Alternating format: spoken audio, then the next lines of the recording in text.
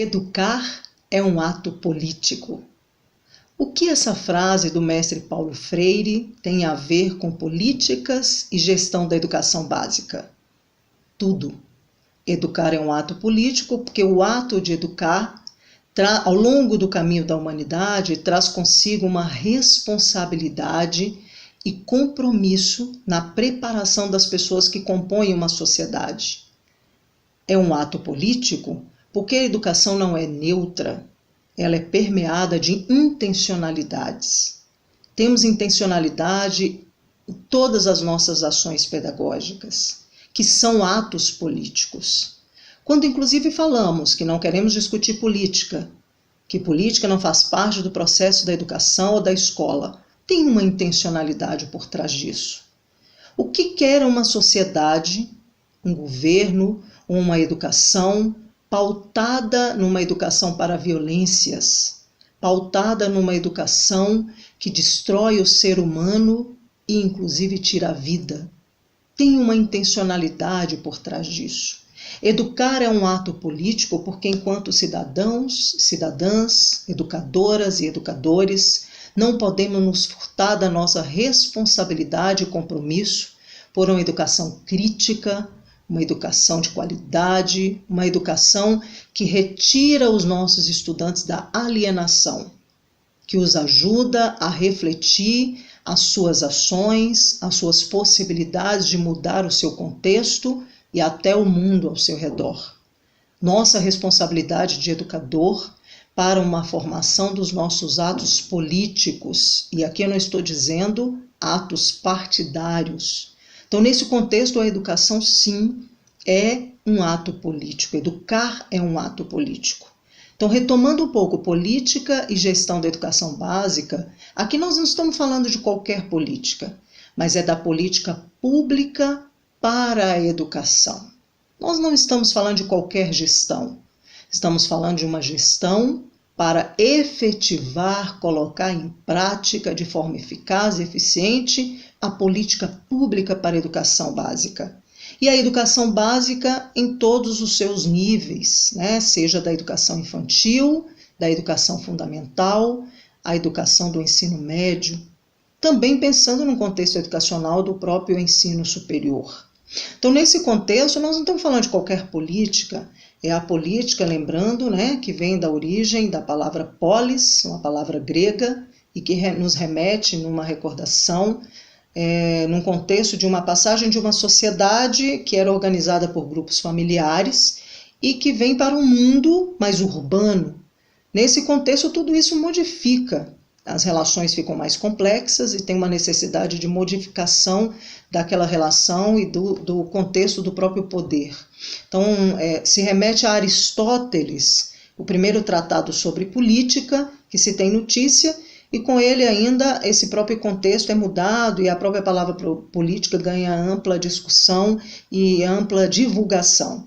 Então eu quero colocar aqui política num contexto e num sentido mais clássico e moderno, significando tudo que se refere à cidade, consequentemente a tudo que é urbano, que é civil, que é sociável, que é social. Nessa época mais moderna, passa a indicar então para nós uma atividade, um conjunto de atividades que de alguma maneira tem a ver com o termo referência Estado. Estado e seus elementos, né? Territórios, elementos constitutivos do Estado. Território, a população, governo e soberania. Nós vivemos num mundo complexo. Nós estamos vivendo num mundo de muito desenvolvimento e de complexas relações, seja nas relações culturais, nas relações sociais, econômicas, nas próprias relações políticas. E esse mundo complexo em desenvolvimento traz muitas contradições. Por exemplo, não temos como negar o avanço da ciência e da tecnologia. Mas mesmo esse avanço, a gente pode perceber também uma ampliação do empobrecimento de várias populações, inclusive no Brasil, de muitas pessoas que voltaram para o nível de extrema pobreza. Então, em que pese o avanço da ciência e tecnologia, ele não chega para todos. Isso também tem uma intencionalidade por trás, é também um ato político das intenções. Porque como a gente vai pensar num alto índice ainda de analfabetismo no nosso país e em outros, como que uma população sem alfabetização, sem capacitação, tem possibilidade de contribuir para a superação da sua situação de pobreza. Aqui então nós estamos trazendo a educação nesse contexto complexo, num contexto de contradições, em que nós nos pautamos na educação enquanto política pública. E o que seria isso, essa política pública?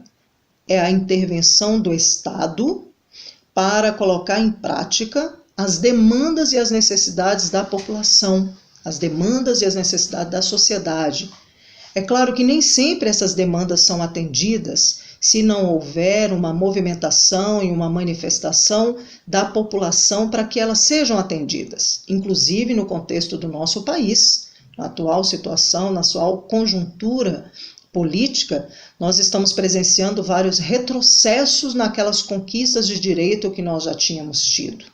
Então, nesse sentido, a educação é sim uma política pública, pois cabe ao Estado definir a normatização, a regulação, os processos de gestão e a avaliação. E cabe aos governos, eleitos por nós, colocar em prática. Então, aqui tem uma pequena diferença quando a gente fala em política de Estado, que é essa política pública que permanece, do que política de governo. Passa-se os mandatos e essa política vai embora junto com aqueles e aquelas que detêm o poder. Então, por isso nós precisamos garantir essa implementação das políticas públicas. E para que ela seja implementada de uma forma eficiente, é necessário que se tenha uma excelente gestão. Uma gestão eficiente, eficaz, efetiva. Uma gestão conhecedora das leis que regem a nossa educação, as principais leis que regem o nosso país, como a Constituição Federal, a Lei de Diretrizes e Bases da Educação, os planos nacionais de educação, como o PNE. Então, um bom gestor precisa conhecer, um bom educador também precisa conhecer. É claro que nós já avançamos, mas ainda temos um longo caminho para as políticas e gestão da educação básica. Eu concluo essa fala também com uma frase do nosso mestre Paulo Freire, que diz que a educação não transforma o mundo, a educação muda pessoas, e pessoas mudam o mundo. Um grande abraço.